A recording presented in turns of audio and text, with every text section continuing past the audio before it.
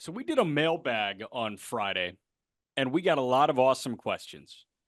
And we got one, not to disparage the rest of them, that was like the awesomest of the awesome. And you literally replied to it and said, we might make this a whole episode. Turns out we're going to make it 2 episodes. And it's going to be a hitter and a pitcher. We changed from most important to each postseason contender to the X factor for each postseason contender. So we are doing the National League today, and then Peter and Aram are going to do the American League tomorrow. But this is the Just Baseball show for Wednesday, August 14th. I'm Jack. He's Peter. Peter, who we brought to you by? BetMGM, the king of sportsbooks. Remember, folks, download BetMGM on iOS or Android and use code JustBaseball. Why? First bet offer up to $1,500 back in bonus bets. So what does that mean? Well, when you place a wager on BetMGM, after you have already downloaded and used promo code JustBaseball, if that wager were to lose, you'll get the amount that you put on it up to $1,500 back in bonus bets if it were to lose. Now, if it wins, congratulations, you win a bet. I wish I could win more bets. So, but remember, gambling problem, call or text 1-800-GAMBLER, must be 21 or older. Terms and conditions apply. That's who we're brought to you by, Jack McMullen. I love that. We do have two quick things off the top. And the thing that I want to start with is the game that I'm still buzzing about today. And we're now 36 hours removed from this one. It was a West Coast game. Sale and Snell. It's kind of a tongue twister, but there was nothing confusing about watching those guys dominate on Monday night. Like that was, I feel like we bring up game of the year consistently. That was matchup of the year where Snell carried a no hitter into the seventh. He worked six no hit, right? Or was that? Yeah, it Yeah. was it was six no hit, and he went seven shutout. Sale went seven shutout, and Atlanta wins 1-0 in 10. Both those guys were slicing and dicing, both over 10 punch outs. That was the best pitched game that we've gotten this year and that we're going to get this year. I'll stamp that right now. Yeah, that was an immovable object meeting an unstoppable force. You got Blake Snell in the latter part of the second half. We saw what he did last year. That second half that he had propelled him to a National League Cy Young Award. This is exactly that type of Blake Snell that we are getting right now. And then on the flip side, you have Chris Sale, who is leading everybody in Cy Young odds right now. He is now minus 110 to win it going into the game. He was at a plus number, not so much anymore. But I did feel like the first inning symbolized both teams. And I'll break it down for you like this. So Chris Sale in the first inning, there's a couple of balls to Ramon Laureano. Yeah. Tyler Fitzgerald hits a fly ball to Ramon Laureano and he absolutely outruns it. Then the next guy gets a base hit to center field. I personally thought Ramon Laureano was going to catch that ball. It stayed up there for a little bit, dropped in front of him, and then Chris Sale does Chris Sale shit, getting Heliot Ramos to then strike out and then getting the outs to not score a run. But the reason I felt that it symbolized the Braves is because Chris Sale has really been a godsend for this Braves team, that he had to put that Braves team on his back in that first inning. And the reason, again, it's emblematic of the Braves is it ain't Michael Harrison's center. This is the 2024 Braves that has Ramon Laureano in center field. And I'm on Braves Twitter looking at their reactions, and people are saying, you can't DFA Ramon Laureano when we still have Adam Duvall on the team. That's where the Braves are at right now. And they were still able to get a win behind Chris Hill. And then on the flip side, symbolizing more Blake Snell, another no-hitter. And of course, what are the only ways that guys can get on base against Blake Snell? He walked Walks. three. And like, dude, he threw 114 pitches in 6 1/3. Think about it. That first inning, he walks Jorge Soler, and then the next three guys, Riley, Ozuna, Olson, three of the best hitters in baseball over the past like 2 or 3 years. Maybe not so much this year, but Ozuna and Riley have been hitting the ball really well. We'll talk about X factors for the Braves in a minute. He sat them down as soon he was back in the zone. As soon as he wasn't walking guys, if he was just throwing the ball in the strike zone, you couldn't touch it. So that's pretty emblematic of Blake Snell. And then I felt that first inning with Ramon Laureano just shitting the bed out there in center field, but Chris Sale still getting out of it was pretty, it symbolized the 2024 Braves. Well, I love that Sale worked out of jams in the first and the second, if I'm not Mm-hmm. mistaken, and then retired 15 in a row Yeah. at one point. Like it was just, okay, I'm done with this. Now it's cruise control. And the final line on Sale was immaculate. 7 innings, 3 hits, no runs, no walks, and 12 Ks in 107 pitches. If that ain't your Cy Young winner right now, I don't know who is. And I'm really getting to the point where it's like, are we going to give the Cy Young to a guy that throws 115 innings? I don't think so. Like, give it to Sale, please.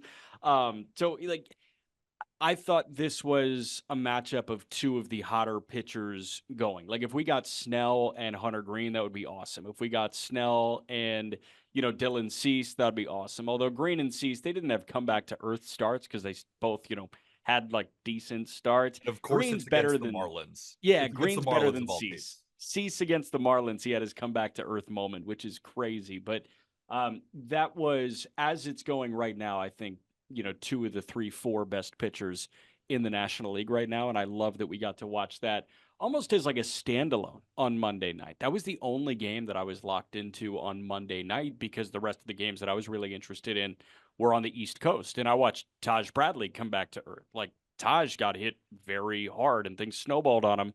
Meanwhile, Framber Valdez looked pretty damn good. So Monday was a good pitching night. You're listening to this on Wednesday. Tuesday's a good pitching night, and hell, Wednesday's a hell of a pitching day too. There is going to be a new face in Tampa, and by new, I mean a guy that was there for 7 games last year, and we were like, oh, so he's going to be there on opening day, right? Right? Right. Right? Oh, he's going to be there at the end of April, right? Right? Right. Damn Oh, it. he's going to be there after the All-Star break, right? Right? Right. Wednesday, August 14th, I guess Tuesday, August 13th, Junior Caminero makes his valiant return to the big leagues. Did he deal with several injuries this season? Yes. Did Junior Caminero still play? Hold on, let me check this. 53 games as a Durham Bull. Yes. Was that 53 more games than he needed to play in AAA this year? Yes. And in those 53 games, Caminero hit 276 with an 830 OPS. He had 13 homers. This guy was really starting to find his stride, too. Again, he was dealing with injury, but 9 games in the month of August. Caminero was 14 for 40, so that's 350. He had 3 homers. He drove in 7, so a 966 OPS. This guy is more than ready. He's just baseball's top prospect in the game with the other graduations on the top 100 update. And I know that you and Aram are going to talk about that a little bit more tomorrow. But at the end of the day, man, the Rays just got better because of a guy that should have been there on opening day. I'm not saying that he's the reason that, their playoff hopes have been tanked. His absence was the reason that their playoff hopes have been tanked. But I think he could have been a help over 162. And I'm glad that we're getting him here in mid-August. So I stayed up really, really late last night, Why? watching the rest of the Braves Giants game. It ended 1-0. The Braves needed that win. But afterwards, I just was watching Junior Caminero highlights for longer than I'd like to admit. And not even like watching film, like learning Brushing about him. tape. Yeah. More just like watching highlights, like the cool shit. No, it's like the Andrelton Simmons Gold Glove reels that you go back and watch. It's like, how do you do that? Dude, he's got some. Remember when we were talking about like fun mixtapes to watch, whether it Yeah. be basketball or football? He's that guy. And I'm talking about stupid pop. Like not just he's got juice or he's got, a ton of power. He's got power that makes you feel dumb. Yeah. And the reason I say that is I'm watching this highlight right now that we posted on Instagram. I think we posted it right now as we're recording 16 hours ago, announcing that he got called up. I've been watching this home run on loop. It's this lefty. He throws a changeup low and away. And Junior Caminero doesn't even feel like he hits it very well. He's like out in front of it a little bit. And it looks like a routine fly ball to left field. It's 407 back there, and he puts it a good 20 feet over the fence to left field. He takes an outside changeup low and away. It looks like it's a routine fly ball, puts it in the seats. Like, you don't see that. pretty much from like even the big time power hitters in Major League Baseball. You And know this who? guy, I'm swiping through, I'm watching more things. Yeah. He's hitting balls out that are just stupid. And it makes you feel stupid because you don't expect it to go out at all. Yeah. And like if you were judging, it'd be like, oh, it's a fly. No, these are going 20 rows deep. This guy is stupid.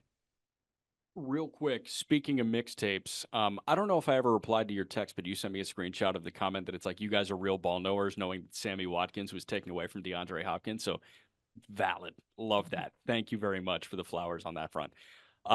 There are very few guys that can do that. And have Aram elaborate on this a little bit more, but Caminero is this blend of raw pop and game pop that is very, very rare.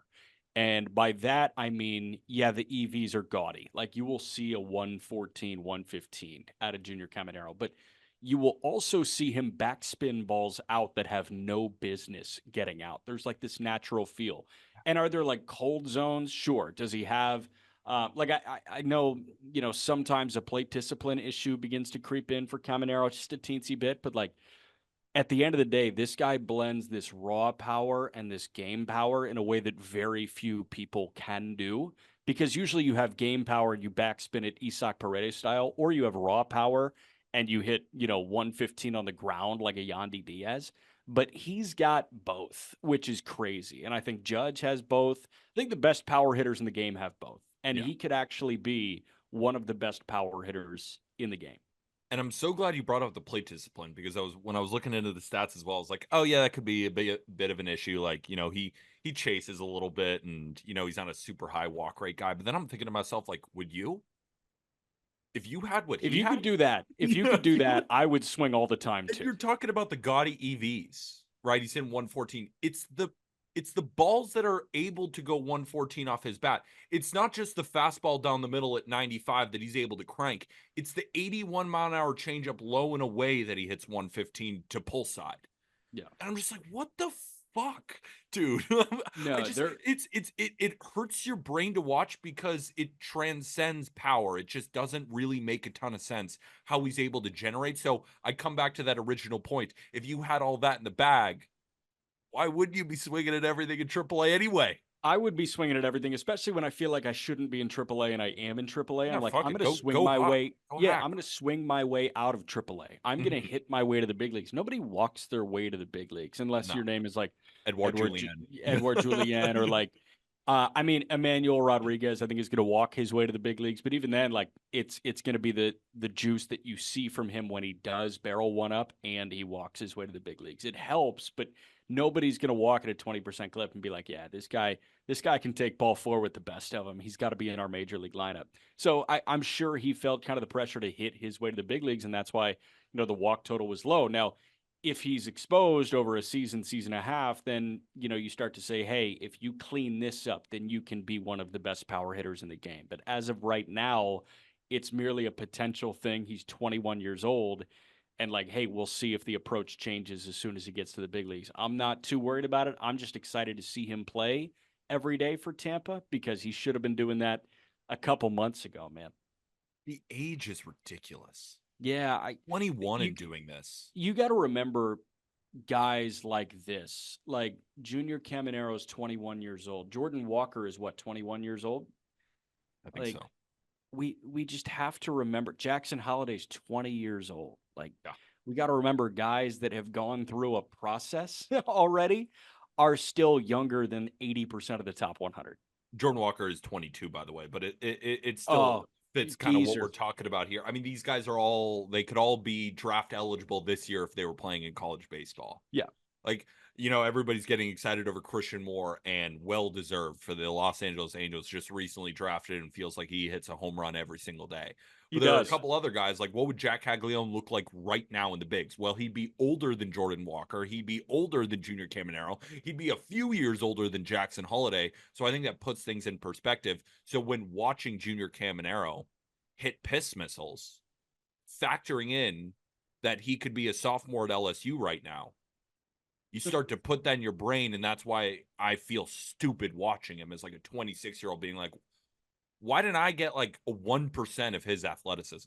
What First did I team do wrong in the womb here? first team all drip out would be Tommy White and Junior Caminero. If they were corner infield teammates at LSU, Tommy White would have to move to first base to have Junior Mm. play third base there. And then Trey Morgan there too. You kick it off Trey Morgan. I can't kick him off.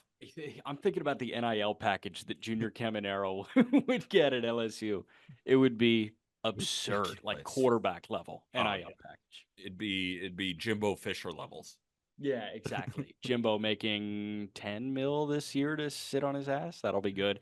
All right, we are going to get to these X factors. Each team in the National League. Before that, very quick break. Allow me to clarify each contending team in the National League. Peter, who's the Marlins X factor right now? Who's The Marlins X Rockies? factor is no, we're not going to talk about them. Xavier Edwards, because his first initial is literally X. We're starting with the Philadelphia Phillies, and the Philadelphia Phillies are on a skid. If you haven't noticed, I know they're slipping and sliding, and that weekend in Arizona was a tough watch, tough listen.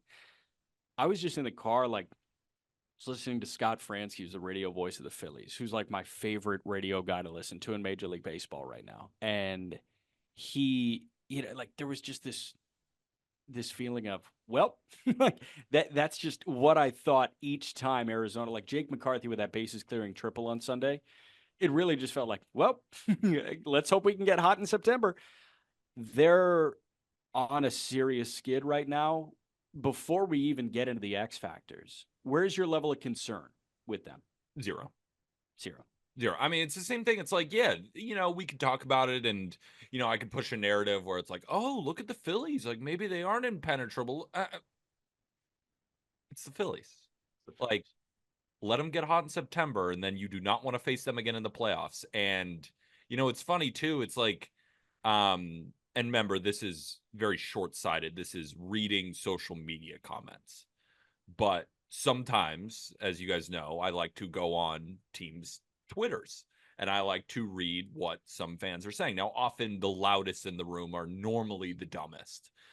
And so I'm not going to put it all on the entirety of Phillies fans, obviously, but it's very negative, extremely negative. And I understand. My Yankees just lost to the White Sox, and I tweeted out, it was a fun season while it lasts.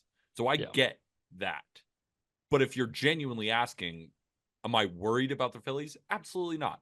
I think this was an eye-opening series. They went into Chase Field against the Diamondbacks, who are baseball's hottest offense right now, and they got their shit rocked. I think it'll be good for them long term. Don't get comfortable, Philly. So if we're talking about an X factor, this guy is currently not on the team right now, and they need him. Big Ranger. Ranger Suarez is my X factor for the Phillies. Now, there's a couple of X factors that I thought about.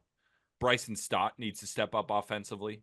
Yeah. JT Realmuto needs to step up offensively. Now, Stott, I think, is just having kind of a tough year. JT, I'm not saying he looks cooked, but he doesn't look like the same JT that we're used to. So there's a couple of offensive pieces that I think need to step up. But overall, the offense is really, really good that even if they don't, I still think they can hit their way to a World Series. But if you don't have Ranger in this rotation, it's not just how good Ranger is in the postseason. It's not just how good Ranger is in the regular season. It's the energy that Ranger brings, I think, to the Phillies. That after you get from Wheeler to Nola, let's say you have a 3-game set with those two. Let's say you go 1-1. You feel really good having Ranger to win that series. Versus maybe a Christopher Sanchez, who has had a good season, not taking away anything from him. But Christopher Sanchez's value skyrockets when he's a 4th starter rather than a 3. And if you could put Ranger in that 3 hole, you are back to having that 3-headed monster that can go and beat any team on any given day, anywhere, anytime. So Rangers' playoff dogness, his overall incredible regular season so far, I think they need him back, and they need him to look like the Ranger Suarez that we're used to. So I'm with you on that same like wavelength, not necessarily the same guy, because Ranger, I've got a ton of confidence that he's going to be really good when he comes back. And it's finger inflammation. Like, I think that you can get a finger in check, and I don't know how severe it is or anything like that, but Again, like it's a finger issue. I feel like the finger issue he's going to overcome. Thing is, for a pitcher like Ranger, don't you think that might matter a little bit more because It he does. It manipulates the does. And like, baseball so much and he's not relying on velocity, he's relying on location. So even if it's a little bit off, it could, if it's a few inches more middle than it is on the corner, like that shit's getting rocked. So for sure. But you're for telling me Ranger, that I feel like a finger issue is a little bit more important to watch than a guy who throws 99 miles an hour just chucks it in. fair. Now, counter is they're the Philadelphia Phillies. If they can't figure out the cure to finger inflammation, we're at a really tough spot. I mean, think about the Astros right now with Kyle Tucker. He had a shin contusion like 3 months ago. Where the hell is he? Yeah, but that could have been like a deep bruise, and you feel that with every step. Like Three that's months? tough. It's been a long time since Kyle Tucker's been playing. I know it has. I'm just saying these little things, they can linger. Yeah, they can. I went to Christopher Sanchez, Yeah. and Sanchez, like, my thing is I've watched the last 3 starts, and it was bad, good, terrible. Mm-hmm. Christopher Sanchez against the Yankees at home, 5 2/3, 8 hits, 6 earned. At L.A.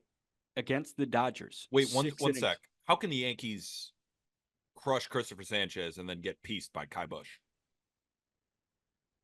I don't know, because it's baseball, because we do this every day for 6 months. I know. I can't believe it. So go ahead. Sorry. You asked me that question. You put me in a bad spot.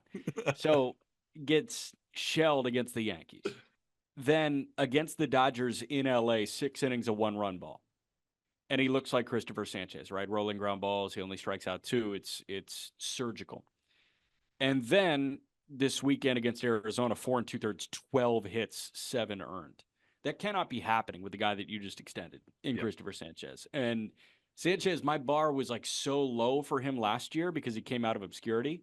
Now my bar has crept higher and higher to a point where I'm like, dude, 2 bad starts in your last 3. What's wrong with you? Are you going to be okay?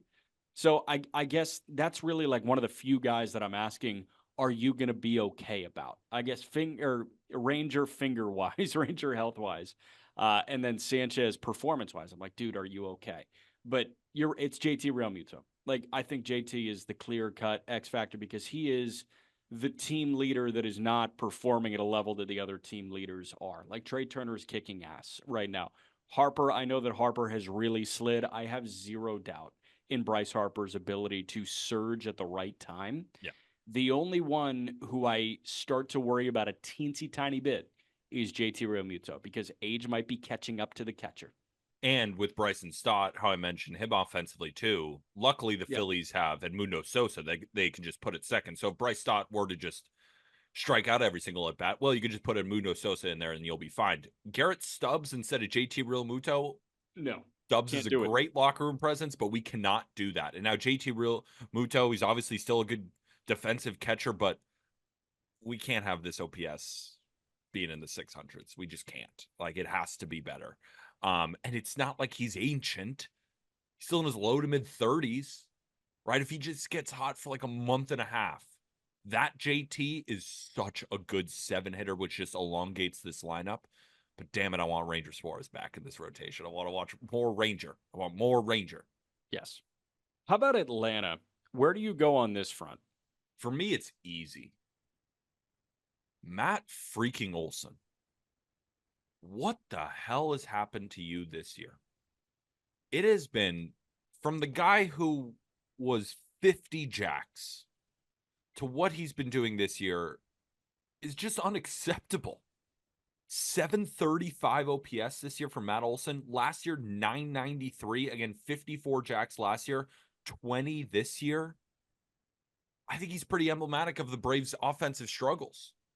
I mean, you could blame, well, Albies has been hurt. Acuna hurt, Harris hurt. I get it. But Olson's the kind of hitter that can drag an offense by himself. Yeah.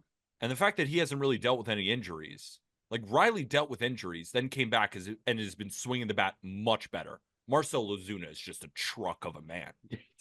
Olson needs to be that third big bopper in the lineup for anybody really to be scared about the Braves. Chris Sale, and I get it, Blake Snell is really, really good. Chris Sale shouldn't have to win 1-0 games. No. That should never be a Braves thing. I get it maybe once in a while, but there have been a lot of low-scoring games for the Braves all year. They've been one of the most profitable teams to the under all year. And I think a lot of the blame has to be put on Matt Olson's shoulders. And now I know Sean Murphy is another one who I wanted to bring up as an X But factor, he but was like out for a while. Yeah. exactly, it's just like Matt Olson doesn't have any excuses.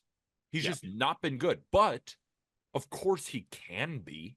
This is Matt freaking Olson, the guy who put up an OPS over 1,000 and had 54 jacks last year. Yeah. That's why I feel he's the X factor. If he can find it for a month and a half, this guy could hit 15 home runs in 40 games. And then that by itself can lead an offense if you have a couple runners on when he comes up to the plate.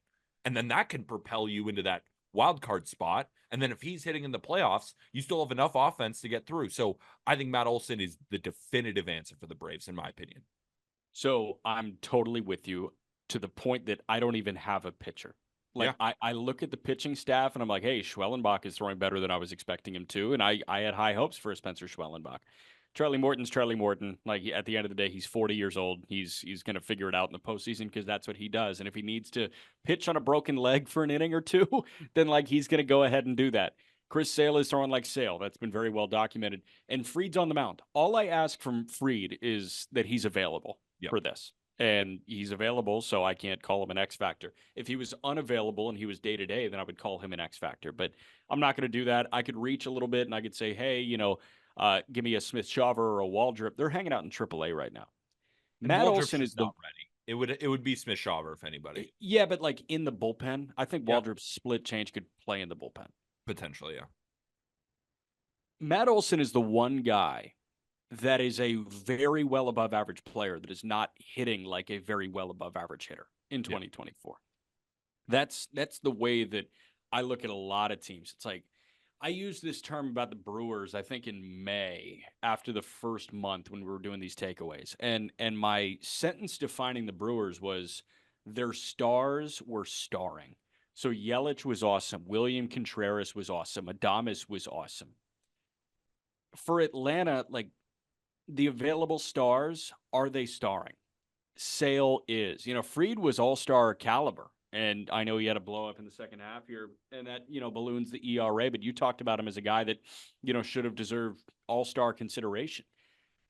All of their guys that are on the field, like Mike Harris hasn't been on the field, he's exempt from this. Acuna hasn't been on the field. Hell, Albies isn't on the field right now. I'm eliminating all those guys from this conversation. Riley has ticked up to the point where he has been a well above average hitter this year. He's sporting an OPS plus right around 120. And I don't think I'm crazy to say I think that continues to climb. Like that's who he absolutely. is. He that's climbed from like 110 like 2 weeks ago. Like he's raking. He's fine. Yeah. No problems there. He's going to be just fine. Like I would be lying to you if I was like, yeah, Orlando Arcia needs to not have a 630 OPS. No, I mean, but you're right though. I know I'm right. Not have a 630 OPS. At the end of the day, Matt Olson has a 102 OPS plus. I mean, that's unacceptable for a guy of his caliber. You just can't do that. So I'm totally with you. It's Olson, and I don't think there's a close second when it comes to X factors. Let us know in the comment section, Braves fans. Who do you guys think is massive X factor? I think it's definitely Matt Olson, and again, that goes for all the teams that we're talking about. Fans of those teams, let us know in the comment section below. And while you're down there, hit that big red subscribe button on YouTube. Why not? Why not? Let's talk about the New York Mets here, because the New York Mets, they have a first baseman that's pacing for 40 homers, was an all-star this year. And all of that he said when he was asked, why the numbers may not be as good. I don't want to point to Francisco Lindor again, because Lindor is, I saw this note. Was it Passan or was it another ESPN writer that was like, he's literally the barometer for Mets success in wins? I'll find the exact split while you kind of talk about it. In wins, Lindor is performing exponentially better than he is in losses. Like when he's good, the Mets win. When he's bad, the Mets lose. Offensively, I could say like, hey, Vientos continuing to be awesome would be great. Alvarez continuing to be Francisco Alvarez could be great. They kind of have a lot of guys that are doing exactly what I was expecting from them. So I guess I eventually settle on Alvarez. I don't necessarily think that Jeff McNeil has to be this huge part of the New York Mets lineup. If Alvarez can continue to like tap back into that power he had last year, This guy only has 5 homers in 60 games to this point. But if he finishes the year with 100 games and, we're looking at, 12, 15 homers, I feel a lot better about where the Mets are knowing that you're getting that, juice and that timely home run from one of the better young catchers in all of baseball. I'm glad you went through the whole offense like for the exercise, but I think you landed on the X factor with your first sentence. Pete Is it Alonso, Lindor? I Oh, think it's Pete Alonso. Alonso is the X factor because I think with Francisco Lindor, of course, he's an X factor. I just think that's what happens when you're the best player on the team. That you're normally very good in wins, and when you don't perform, the team loses. So that's the definition of an X factor, but I also feel like that's the definition of you're the best player on the team. And that's what Lindor is. And Pete Alonso has been moved to the fifth hole because I don't know if they view him as the best power hitter on the team. If they did, they'd hit him fourth, right? Actions speak louder than words. They're never going to say that. And it doesn't even make a lot of sense because Pete Alonso is 40 home runs every year, 100 RBIs. Of course, he is the most talented power hitter on the team. Then why put him out of the fourth hole? So I'm looking at Pete Alonso, and this is a challenge to Pete Alonso. In June last year, he had an OPS at 911, 9 home runs. I want that month. I want a month where you are the best power hitter in the game because he can do that. He's 15 home runs away from his normal 40. He's 37 RBIs from his normal 100. I want to see that in the last month and a half plus, maybe 2 months, whatever we have left, because he can do it. And he hasn't really done it all season. He had 1 month. Let me make sure it's the right month. Yeah, in June of this year, he had an 898 OPS, 5 home runs, though. The OPS is where I wanted to, but I want to see one of those months where the OPS is high just because you're hitting a home run every other day. That's Pete Alonso. And what that can do to this Mets lineup with Nimmo and Lindor on base, and then JD Martinez, let's say, drives him in with the double, and then you got one runner on. Pete Alonso, let's see a 2-run home run right now. I don't really care if you hit for a high average. I don't really care if you're getting on base, walking. I want to see 15 jacks the rest of the year. That's the X factor for the Mets. You put that amount of juice back in that lineup from one of the premier power hitters in baseball. Oh, we're talking. And I want to see it. That's my X factor. So the split that I wanted to bring up that I saw, and I couldn't find the tweet, so I'm sorry, but Francisco Lindor has started 60 games in which the New York Mets have won. Francisco Lindor in those 60 starts is hitting 333 with a 1039 OPS. Mm. He started 57 games, so nearly identical, in which the Mets have lost. So 60 games in wins, 60 wins, 333 at 1039 OPS. In 57 losses, 179 a 511 OPS. His OPS doubles in wins. That's a crazy split. So if the Mets are a car, Francisco Lindor is He's the engine. He's the engine. He is, yeah, like otherwise they're just Flintstoning that car and they're like actually walking it down the highway. Pete Alonso's the wheels. You got to get this thing moving. All right. Get all the guys in front of you and hit them all in. Be the run producer. Be the 120 RBI guy. Be the 40 home run guy. Be the wheels. Bring them all in, Petey. Let's hit 15 home runs in the next month and a half. Let's not pretend you can't do it. You hit 9 in August last year. You can do this. You can 15 home runs. I want it. Be the wheels, Petey. Do you have a pitcher? Not really. I don't either. Because, like, what? Sean Manaea steps up? Like, he's already been solid. Jose Quintana, Luis Severino. Like, they're all kind of the same. Give me 5 innings, 2 runs. And Sanga's season is done. Yeah. Like, so I could ID somebody in the bullpen, but I think it's so clearly Pete Alonso. Like, because if he can put the offense on his back, imagine what Lindor and Nimmo takes so much. Like, it takes so much stress off the top of the lineup. It takes stress off a guy like JD Martinez, who is old, respectfully. Yeah. Like, JD Martinez, when the Mets signed him, you didn't bring him in to be the power hitter. You have Pete Alonso. You brought JD Martinez in as a complementary power hitter to Pete Alonso. Let JD Martinez be complementary to Pete Alonso and let Pete Alonso be the tank engine. Yeah. I hear you. Okay, we go to the National League Central here. And we jump in with the Milwaukee Brewers, who are comfortably in the division lead as it You hate stands them. right now. I hate them. I hate their guts. Makes me My giggle X every time. factor, drum roll, please. My X factor is a starting pitcher. What? Yeah, Keuchel? DL Hall came back and looked really sharp on Sunday. Arm kind of caught me by surprise when we were talking about Hall on the call up, I want to say, because I called his rehab start on Tuesday and I was like, yeah, he looks good, a little finicky. And then they activated him off the 60 and he threw on Sunday and I didn't get to catch that. And then I went back and I watched the condensed game. I was like, oh, like you were good, huh? If it's Freddie Peralta, DL Hall, and then the rest, I feel so much better about Freddie Peralta and then the rest. I feel so much better about Peralta, Hall, and then the rest than Peralta and then the rest. So I'm looking for a consistent face in that starting rotation. I understand if it's going to be Tobias Myers, like, hey, cool, love it. Colin Ray, hey, cool, hate it. But I would love for Hall to be that guy. I'm on the same wavelength. But I have a guy that's a little bit more proven, but hasn't exactly proven anything this year.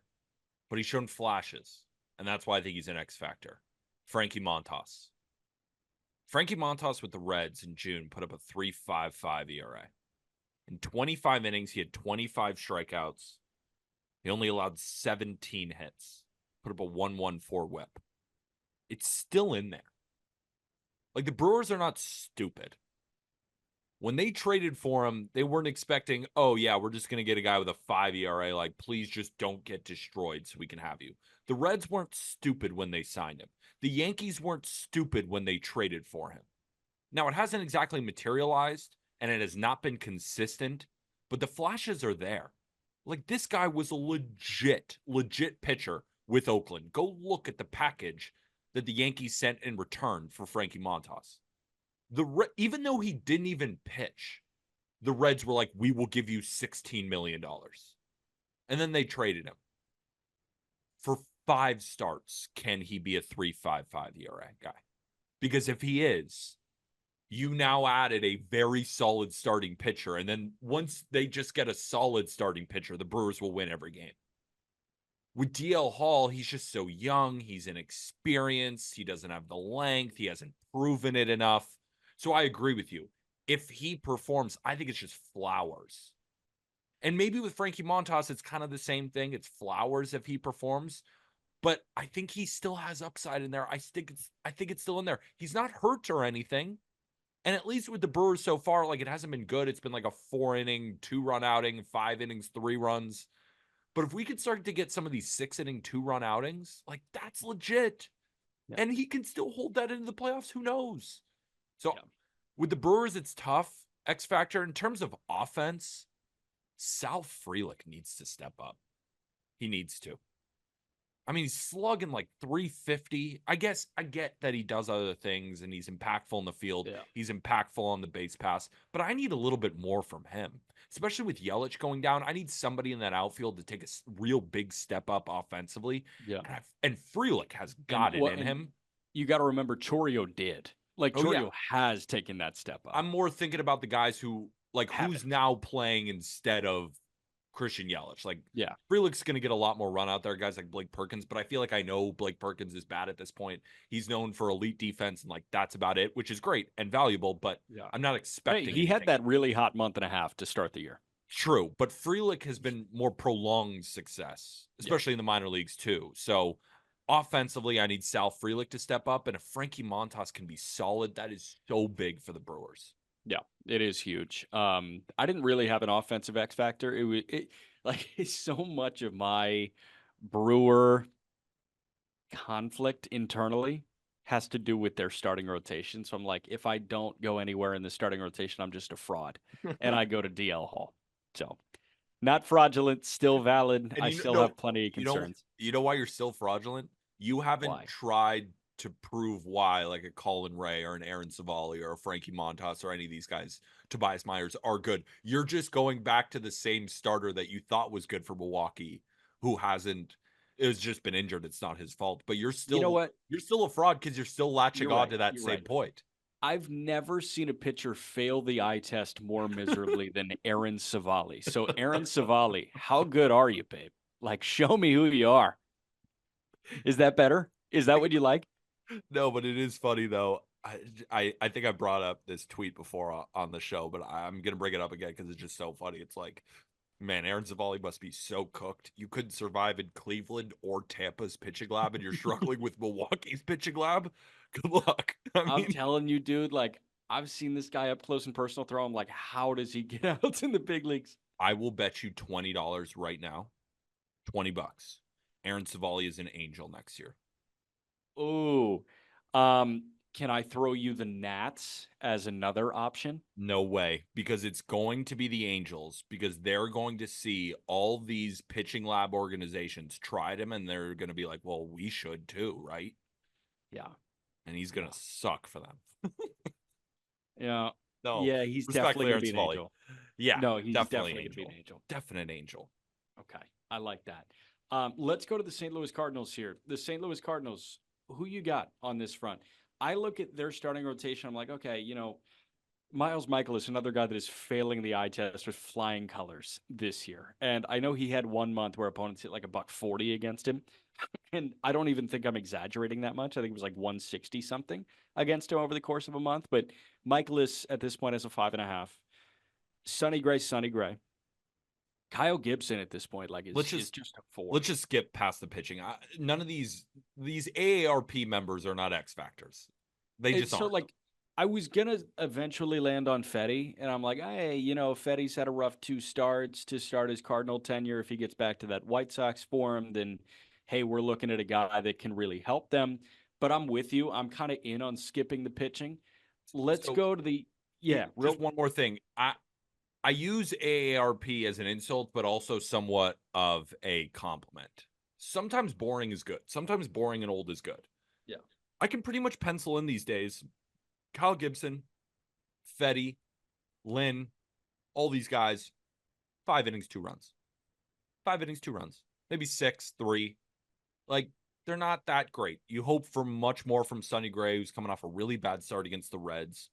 Spencer Steer took him deep twice. Ellie took him deep. But he's obviously really, really good. So I'm not really worried about Sonny Gray. So that's what I mean here. I don't view like, oh, is Kyle Gibson going to take that next step? No. No. But is he going to be fine? Yeah. Fetty too. Lynn too. All these guys. Like, I don't think they're going to take a step up. I don't think they're going to take a step back either. I think they're just going to be fine. No. So how do you start winning ball games if your pitchers are fine? I think you need guys towards the bottom of the lineup who have potential to really start hitting. So that brings me full circle to my X factor. Nolan Gorman has the opportunity to put up months where he's got a 900 OPS. He's already done that so far this season. In May, dude slash 242, 359, 561 with 6 jacks. The month after that, he only hit 141, but still hit 6 jacks and put up a 532 OPS. Nolan Gorman has been swinging and missing this year like he's wearing a blindfold. But in those months where the blindfold is off, this dude hits rockets. He puts up these 2-3 week stretches where you think to yourself, is he the best hitter on the Cardinals? Is he the best hitter in the National League? That's the kind of thump that he puts in the bat. The problem is the following 2 to 3 weeks, you wonder if he should be in the big leagues because it looks like he's swinging at everything. It looks like he's Javier Baez up there, but it's in there and he's only 24 years old. So if he gets his timing right and he starts seeing the ball a little bit better, you put that bat in the middle of this Cardinals lineup and they are scary because the Cardinals lineup has not been bad by any stretch of the imagination. Brendan Donovan and Alec Burleson have really stepped up.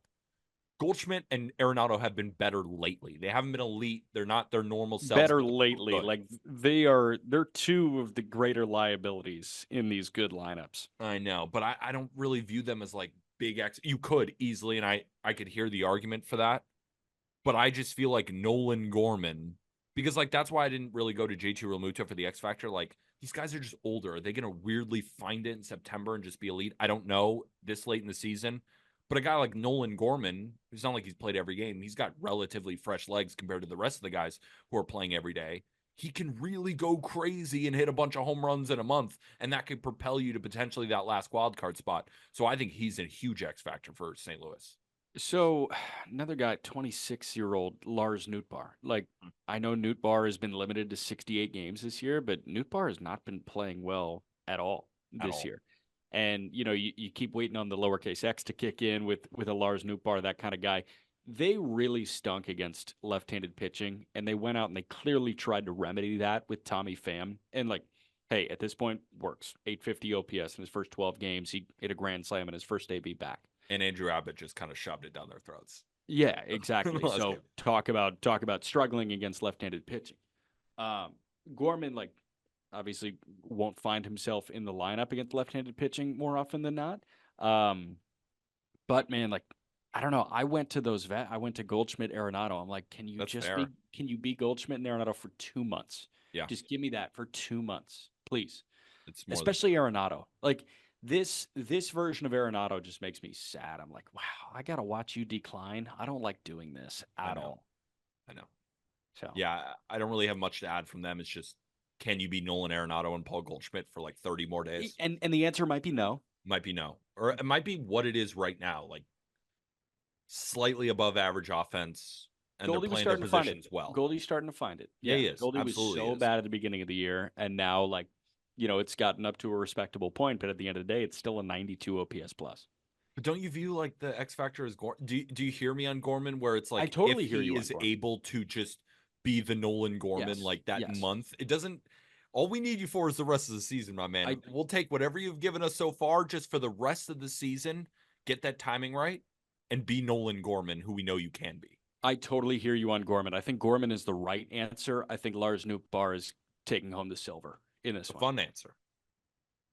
Yeah, Puts but beans in a Gorman's a little bit. fun answer too. Yeah.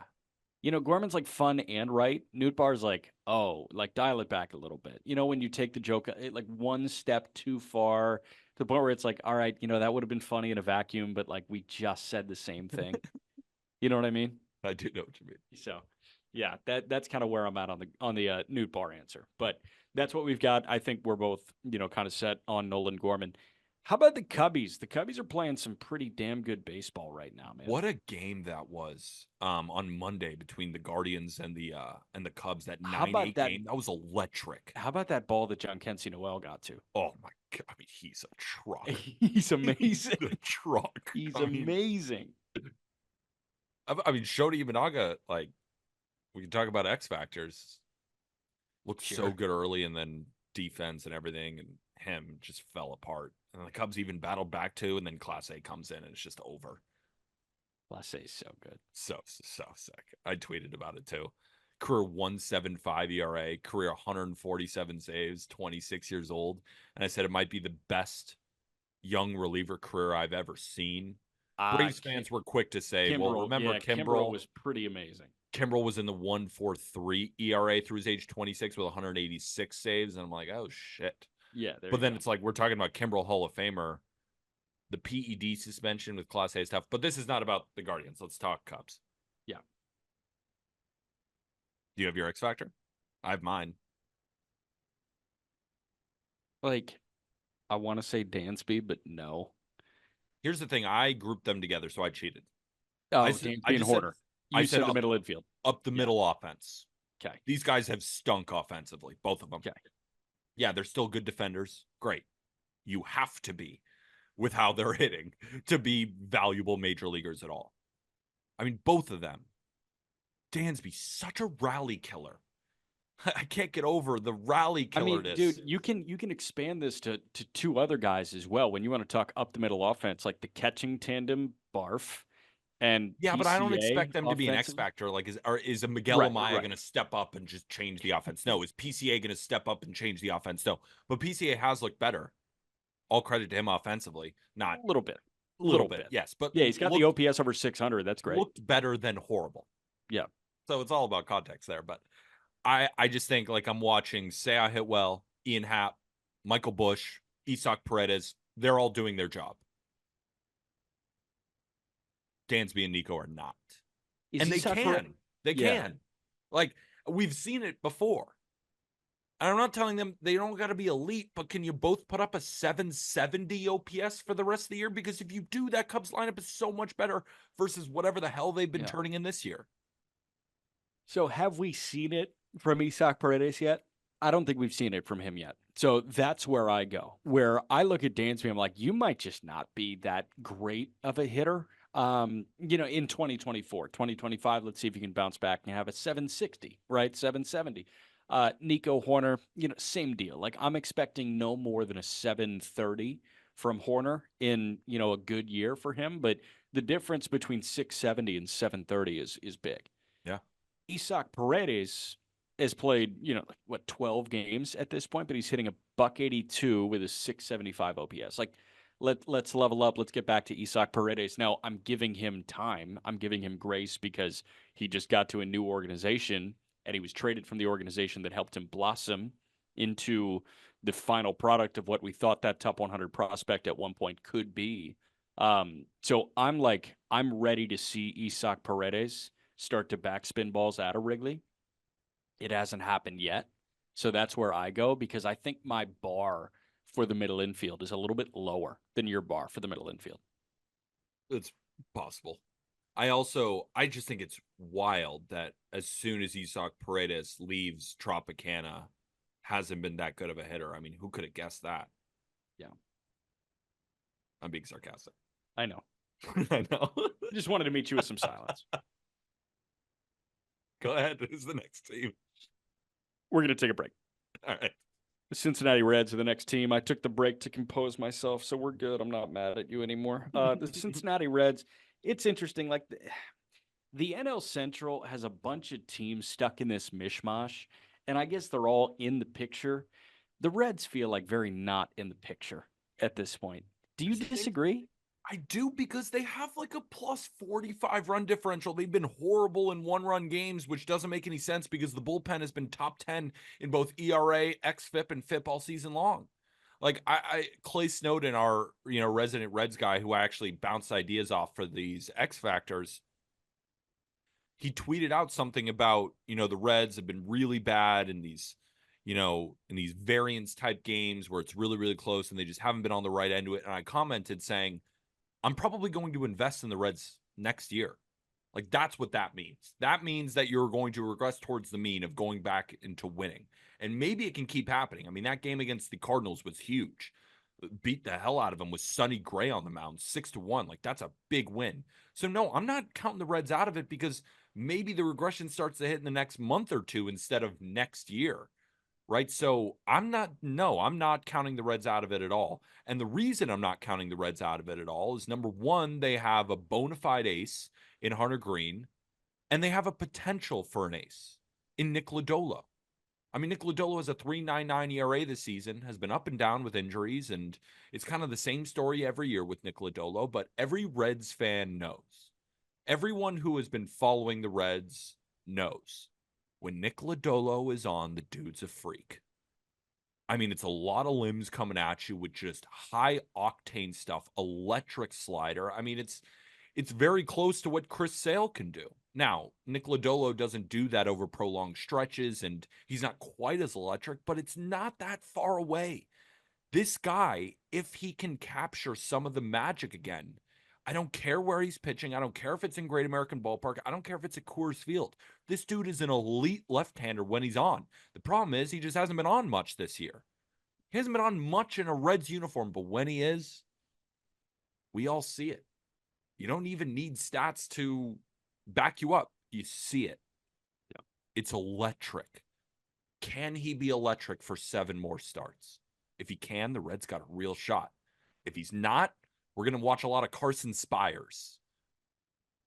I'm fine with watching Carson Spires, but I just don't know if the Red I hate to be this guy, but I just don't know if the Reds have a real shot. These final 2 teams in the National League Central, with the way they have played recently, like the Reds were due to get hot at some point, and it just hasn't really happened yet. But it could get it. Remember, it's we're not talking on September 13th. I know we're talking. This on is August 13th. 13th. I know. I still think it can happen. It just feels like such a chalk it up and wait for next year type of season, especially moving Montas at the deadline. Like I could say, hey, Jamer has a 710 OPS. Let's get that a little bit higher. Sure. I mean, Jack, I still think this is the second best team in the Central. I disagree roster wise. I I know. disagree. I still think that this offense is good enough. This Yeah, bullpen is no, very good. And I disagree. I still think that these starters at the top, you go down the line like Green, Lodolo, Abbott with the bullpen in this offense and how fast they are in the base pass. Like TJ Friedel, if we're talking about X factors on offense, where the hell have you been? Hammer Candelario, I need you to be better. Jake Fraley, I need you to be better. Noelvi Marte, I need you to be better. Like those That's are the all thing. X Like, no, factors on you're talking offense. about all these guys with an OPS in the 500s and I the know, 600s. but they're way better than that. They are. Like Jake Fraley is objectively better than what he showed. TJ Friedel, objectively better than what he's shown. Heimer Candelario, objectively better than he's shown. Noelvi Marte is a top prospect. I know he got the PED thing, so maybe this year is not his year, but damn it, he's still super talented. Like these guys, they got a good fucking team. They have a good team in 2025. I don't Maybe. think they have a good Maybe team in it's 2024. I think I'm this still has been a holding out hope. Murphy's Law year. I'm still holding out hope. I still Um, think that there's something in there. I'm done, unfortunately, I get it. especially with I this mean, they haven't offense. shown you anything to like tell you that they're this Offensively, team. There's offensively, something in me. I still believe in them. I appreciate what India does in spurts. I can appreciate the resurgence from a Tyler Stevenson, and I think Elliot De La Cruz is amazing. But And and like, there's nobody better than Spencer Steer. yeah, Agreed. exactly. Yeah. Steer first team all grit, maybe just grit player of the year. Yeah. So offensively, like there's just something to be desired once you get past the top three, top four in that lineup. Bullpen wise, like I thought Alexis Diaz was a lot better than this year. And that was, kind of the guy that I zeroed in on. But at the end of the day, this team is 13 games under 500 against teams 500 or better. Yeah. So when they play good teams, quote unquote, they're 13 games under 500. That does not bode well at all for the rest of this year. Yeah, it's fair. I mean, I guess I could point you to the rest of the Central teams too. Like if we just going through the standings right now and we're looking at how National League Central teams have performed against teams over 500, the Cardinals are 27 and 30, the Cubs are 41 and 45, the Reds are 29 and 42, and the Pirates are 31 and 45. Yeah. So the Cubs and Cardinals have been a little bit better, but I'm just looking at a plus 45 run differential for the Reds and minus 53 for the Cardinals, plus 9 for the Cubs, minus 22 for the Pirates. Yeah, but I'll take the team that, is a game over 500 right now compared to the team that's 3 games under, but is also 3 games under 500 against good teams as opposed to the team that's 13 games under 500 against good teams. Yeah, that's fair. Hunter Green versus Sonny Gray, who'd you take? Yeah, Green. Lodolo versus take your choice. Lodolo. And then after that, Abbott, take your choice. I'm taking Abbott. Like I'm taking all of them. And I love finicky. the Cardinals bullpen too, but I'd take the Reds bullpen over them. Yeah. Would I? I don't know. I'd take the Cardinals pen over theirs. Maybe. I would. So I guess like the only guy that I'm asking a little bit more from is Alexis Diaz, but it already feels like it's kind of a next year project. We go to the Pirates, and this stretch makes me think that this has become a next year project. It sucks because like they, committed to this, like being in it thing at the deadline when they acquired Isaiah Kiner-Falefa, when they acquired Brian De La Cruz, when they acquired a Jalen Beeks. But they've lost 8 in a row, 9 of their last 10. Like, do you want me to pick an offensive piece? The entire offense has, been pretty poor this year. Like O'Neal Cruz has been volatile and been good when he's right. Brian Reynolds has been consistently good. Like I could just point at Brian Hayes again, but I feel like I point at him every week. This is the Paul Skeens effect. Why did we even include the Pirates in this conversation? You know You why? sent the text. I know. And you know why I did? They still have Paul Skeens on that team. And I'm watching Jared Jones make his second rehab start today. And Jared Jones is my X factor. Again, maybe we shouldn't have included the Pirates in this because I don't see them getting out of last place and competing for a wild card, but their record was good enough to include them. And of course, they still have Paul Skeens. And then what made me think, all right, I'm not totally giving up on the Pirates yet because if Jared Jones comes back and does Jared Jones type shit where he's locating 99 to 100 at the top of the zone with those breakers, he can get anybody out. And then you have Skeens, and then you have Keller, and then I'm intrigued again. That's why I think he's the X factor here. The thing is, have you heard anything? I don't know if you have, but Skeens' velocity was down against the Dodgers. Now we're splitting hairs with Skeens because like he gave up 4 runs, but he's surpassed fine. his previous high in innings. That's what I'm saying. So, do you think the innings limit will come this year, or do you think he just makes the rest of his starts? And maybe it's 100 pitch count. Like, does he make every single start every 5th day for the rest of the year? I would guess not, but part of that is situational, and part of that is there's 6 games out of the wild card, out of the final wild card spot That's right my now. thought.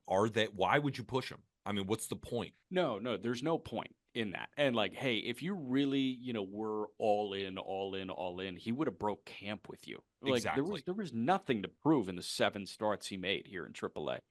So like, it's just tough, and it was a way to kind of curtail his innings. I could see them, just kind of shutting it down if the velocity stays low, but I have no idea what the case is. I do know that Jared Jones makes a rehab start today. It's a day game. So if you're a little bored by the day slate, tune in and watch Jared Jones, bro, because it'll be fun. But yeah, man, like there's not really much here for me to like hang my hat on. Yeah. So we go to the National League West to wrap up, and there are 4 teams that are actually very fun to talk about here. And we'll go to the LA Dodgers first. The LA Dodgers, the division leader. Shohei Ohtani's not an X factor. Will Smith is not an X factor. Freddie Freeman, not an X factor. Mookie Betts is back. That's awesome. He's not an X factor. They might have a shortstop coming. And Mookie's playing right. Tommy Edman's on rehab. Muncy and Tommy Edman are on rehab at the same time. And my thought about these Dodgers has been, damn, what are they doing at short? Like it was Miguel Rojas, and then it was fucking Mookie Betts, and then it was Nick Ahmed signed off his couch. If Tommy Edman can be better than all those guys, I feel a lot better about the Dodgers once we get into the, DS and CS and hopefully the WS. I love that one. I wasn't even thinking of that. And that just made me go, that's a really, really good one. Shocked they DFA'd Ahmed Rosario when he's like hitting well. Yeah, stunned, right? When I went to bat for him against you, and like we got into a real argument about the impact of Ahmed Rosario on the LA Dodgers.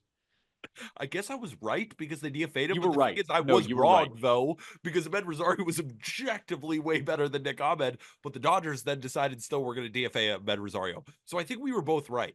Like you were right about him being impactful when he got there, and then I was wrong, or I was right because he was the odd man out. Yeah, but you're looking at it in way too positive of a way. My way that I want to look at it is we were both really, really freaking wrong. Okay, sure, like, whatever. Really wrong. Yeah, you can spin it however you want, but we both bombed the whole Ahmed Rosario thing. You kind of mentioned it too.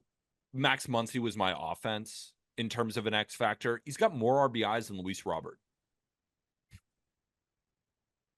How many fewer games has he played? Yeah. Wait, do you have the game totals in front of you? I can hear you pull up Luis Robert. I'll pull up Max Muncy. Luis Robert in the iPad is a little bit slow. Luis Robert in 63 games has 26 driven in. I'm on Baseball Savant. Where are games? Regardless, he has 167. He has 139 ABs, and he has.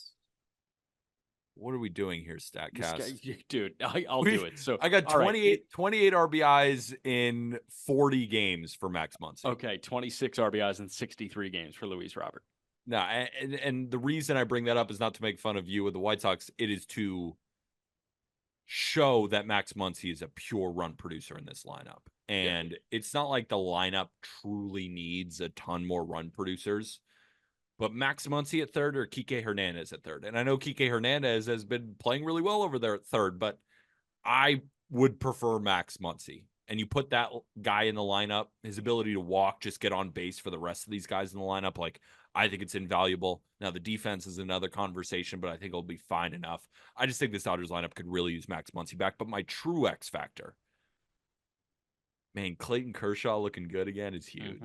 Huge. That was a big start against the Brewers. Now we know how good that Brewers offense is. And over Kershaw's last couple of starts, like he started out really rough against the Padres. He kind of got bombed there in his first start back. And, you know, murmurs start to happen.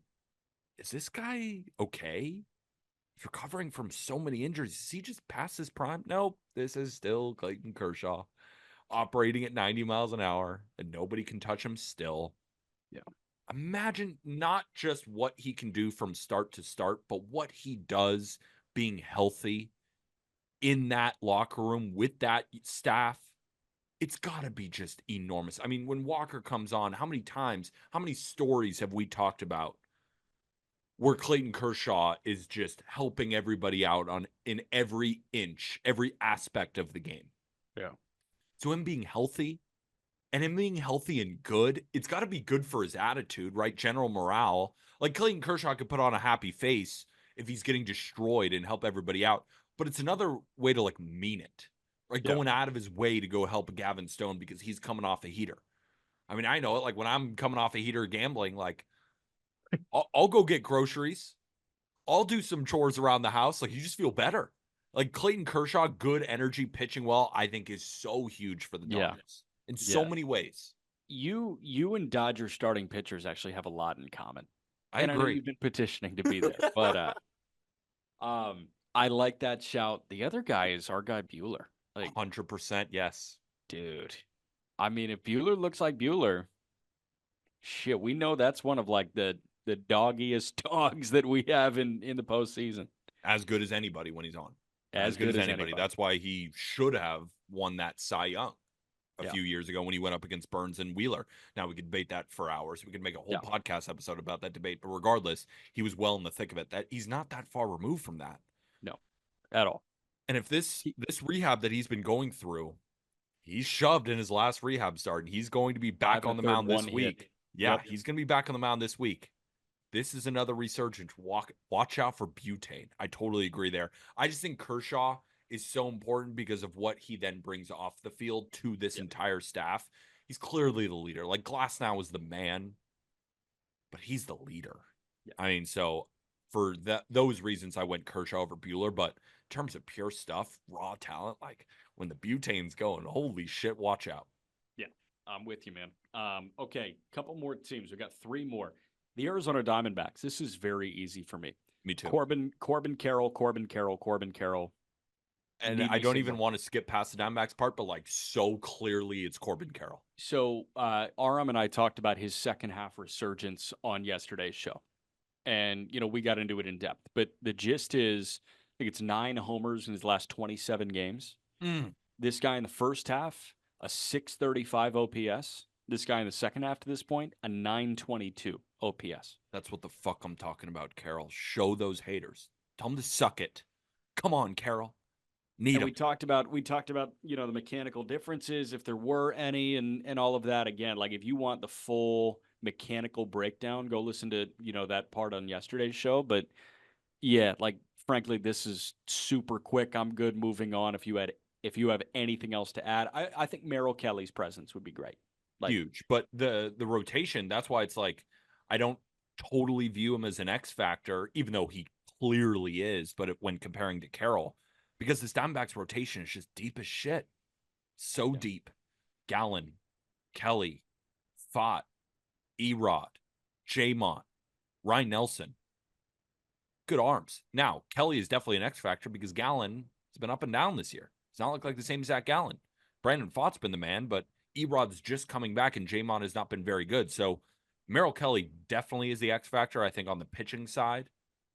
But man, Corbin Carroll can be an MVP. Yep. Like Merrill Kelly ain't winning a Cy Young. Right. Corbin Carroll can win an MVP. Yep. So you put that guy next to Ketel Marte and then the ultimate left-handed killer, Jake McCarthy. You get Christian Walker back. You get Gabby Moreno back. Jock Peterson against righties. This offense is going to roll. But if Corbin Carroll is the 650 OPS for the rest of the year, Diamondbacks are going to have a real issue here. If he's the 920 OPS guy, I don't want to face Arizona. Anytime, anywhere, any place. No shot. So Carroll's definitely the X factor for me. Two more teams. San Diego has built an absolute super pen. Their rotation looks very fun. Their offense is so exciting. Jackson Merrill is as bright a young star as we've got, man. Holy hell. I bet on him to win Rookie of the Year, to take down the Yeah. schemes, man. We'll see Yeah. if that happens. Fernando Tatis Jr. Mm, is the X factor for me. yeah. He's an all-star this year. Fernando Tatis Jr. in his 80 games has an 820 OPS. He's got 14 homers. My thing with Tatis is like, when are you back? Is it going to be early September? Is it going to be mid-September? Is it going to be the tail end of the season, like the final week? There hasn't really been an established timeline there on the Tatis front. And I just want to know what the established timeline is. And if I've totally missed it, like, hey, let me know. I don't think there's an established timeline there. So it's really all about the health of Fernando Tatis Jr. for me, because he can put this lineup over the top. And much like the Diamondbacks, San Diego continues to be that team that it's like, I do not want to face them. And also, just to further your point even more, talking about X factors is also like, who are you replacing? So we're talking about his bat in the lineup. How about his defense in right field? Yeah. He's proven he's one of the best defenders in the outfield, period. Right. And who's he replacing? David Peralta. Or Peralta and Bryce Johnson are replacing. Yeah, exactly. So it's like you go from them to Fernando Tatis Jr. That's an X factor. One guy who's been just another offensive piece, because I think Tatis is the answer, just to keep talking about this. Ha-Seong Kim, we're waiting, bro. Yeah. 690 OPS, that ain't going to cut it. Now, I know that your defensive acumen, your ability on the base pass make you valuable even if you have a 690 OPS. But damn it, you are not a 690 OPS hitter. I want you in the 750s, which is not asking for a ton. But you put Ha-Seong Kim down there in the 8-hole, in the 9-hole, doing that makes this Padres offense kind of unstoppable. I'm like, this Padres offense was pretty good when it was like just Ha-Seong Kim standing on his head. Yeah. Remember those? It was like last year in those couple of months where it was like we were just watching Ha-Seong Kim. Yeah. And like that's still in there. I'm not giving up on that at all. Yeah. I mean, the guy hasn't really been injured. He's 28 years old. Like he can have a very good rest of the year and keep propelling that offense. But I think the true X factor for this team, even more than Tatis, even more than Ha-Seong Kim, Joe freaking Musgrove. Because we're talking about the rotation, right? Dylan Cease, you got your ace. Good. Who else do we have like a ton of faith in this rotation? Like Michael King is good. I'm building faith in Michael King. I am too, but as a 2 in the playoffs, like I'm not. Waldron, as a 2 or 3 in the playoffs, I'm not. Especially Waldron lately. Musgrove in the playoffs can be a 1. That's how good he can be. And he looked good against the Pirates. And I felt like they kind of pushed his progress along slower than they needed to because they wanted to make sure, and this is all conjecture, they wanted to make sure that he was fully ready. Not 95%, not even 98%, 100%. And he looked good against the Pirates. So if we got 100% Musgrove, watch out. Well, we talked about him yesterday. He tinkered with his delivery to the point where he became a little bit more leggy, and it was more focused on his lower half and driving that big body down. And that is very, very important. Do you agree with that, Musgrove, as the ultimate X factor for the Padres, or do you think it's still more Tatis? I think it's still more Tatis. But I appreciate Musgrove as like the shout. Like if they had another, bona fide stud in the postseason, and like I want to see Dylan Cease throw in the postseason so bad. So bad. You have no idea. I want him to throw in the NLCS. Like I cannot wait to watch that game. The thing is why I feel like if Musgrove comes back and is elite versus if Tatis comes back and is elite, I almost think Musgrove is much more important for the rotation than Tatis is for the offense because of how good the offense has been all year without Tatis. And if Tatis, hits really well, like you're just adding more to an already awesome lineup where it's like they need another bona fide stud at the top of a rotation, and Musgrove has proven he can do that and then looked good in his last start. So I'm just really excited for him moving forward. Yeah. Last but not least, the San Francisco Giants. The San Francisco Giants, all of a sudden, are 2 games back at the final wildcard spot? Let me 2.5. 2.5. So right now they are 2.5 games back of the wild card. They're 2.5 back. That's nothing right now. Nope. Is Blake Snell throwing like, a top 5 pitcher in the game right now? Maybe the best pitcher in the game right now. As good as anybody, He's yes. he's up there. He's absolutely as good as anybody right now. There are a couple guys that I can point to offensively, but man, you know who else has looked pretty damn decent since coming off the shelf? We have My this arch X factor. nemesis. Yeah, Robbie Ray. Dude looks good. Robbie Ray's the guy for me, man. Me too. If they 100%. can give you a quality start like all 5 turns, dude, like the idea of Snell, Webb, Harrison, Hicks, Hayden Birdsong has like been a strikeout artist. I know I that he think got Hicks is blitzed a done. couple times. I think Hicks is bullpen for the rest of the year. I think Is he's he? done. Okay. He's been operating out of the bullpen. They just sent down Camilo Duvall. I think Hicks is just bullpen for the rest of the year. Birdsong's the 5. At least that's what it has been looking like lately. And Birdsong, what? He got ripped to shreds last time out, I want to say. 4 1/3, 5 earned. Before that, 2 innings, 7 earned. But before that, man, like 6 innings, 2 hits, 12 Ks. 5 Yeah. shutout innings, 3 K or 8 Ks. Like That's why he's a good 5 starter. Like sometimes Yeah. he's going to pull out a performance where it's like, Sometimes- oh my god, you didn't even need to score that day. That changeup was out of this world. Right. And And the game's like, sometimes well, he's our yeah. 5 starter. We were going to lose this game anyway. We just happened to lose it 12-1. So, by the way, that changeup being out of this world, shout out Leif Strom, who's an instructor at Tread.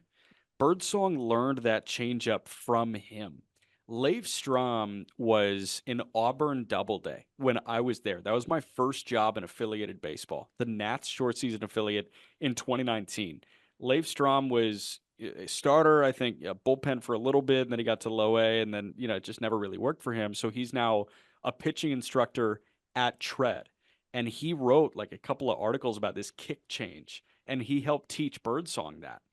And now Birdsong has like one of the best changeups in baseball. So I thought that was like really cool. I love It's like that an stuff. Alex Cobb like changeup, and I wonder if Alex Cobb also was maybe in spring training or something, kind of teaching him some things there too, because I that's think what it's he's called got. this kick change. I think it's called a kick change where he just kind of kicks it with his Or middle it's like finger. a Vulcan change. Is that what it also called No, too? because Vulcan is like Spock. Like it's Yeah. the Spock from Star Trek thing. This is like he actually kicks it with It's a like finger. a knuckle curve change thing. Kind of like a knuckle Yeah. change. Yeah, like a knuckle change. But So like it's fascinating, man.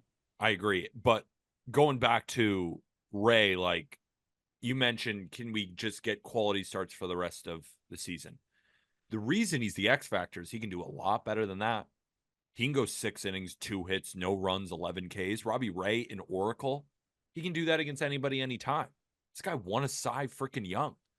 And I know the command can get all over the place. Command can get all over the place for Snell. And we know what it looks like when then he's back in the zone. Robbie Ray is not that level, but he's not that far off when he's in the zone and on.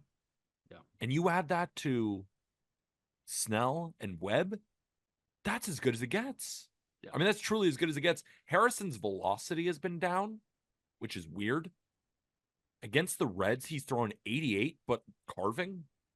So I don't even know what to say about him. Like, I think he's an X factor because I think when he's on, he can still be pretty good. But when Robbie Ray is on, he can be an ace. When Robbie Ray is off, he's either not pitching or getting shelled. But when he's on, he's as good as anybody. So Ray, I think, is the definite X factor. In the offense, like, I'd like to see Pat Bailey really turn it on offensively because I know he's got it in him. I watched him take just 96 down the middle from Sale, and I was like, that's just more about Sale. Like the fact that he could throw 96 because you're sitting on other shit. Well, and it's also just like a weird slot where it just kind of sweeps in, and it's like, oh, how did he take a dick shot? Because it looked like it was in the other batter's box 30 feet there. And it's 96. Right. But I'd like Pat Bailey to step up. But there was nobody in the offense where I'm like, oh, if you step up, it's over. If Robbie Ray steps up, this is as good of a front three as anybody. Yeah, I'm with you. And that's what we got, man.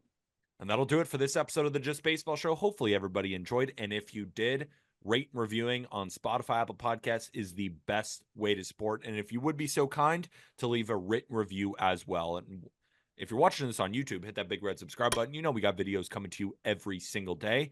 Code Just Baseball on BetMGM. Code Just Baseball on Game Time as well. $20 off your first purchase on Game Time. Remember, use promo code Just Baseball in the profile section of the Game Time app, best ticketing app. If you're going to any games, make sure, don't forget to use that code. You want to get free money. Of course, everybody does. Make sure to use it. Go check out our new merch line. We got just baseball shirts for every single team. Shout out Brandon Anderson. Incredible work on that.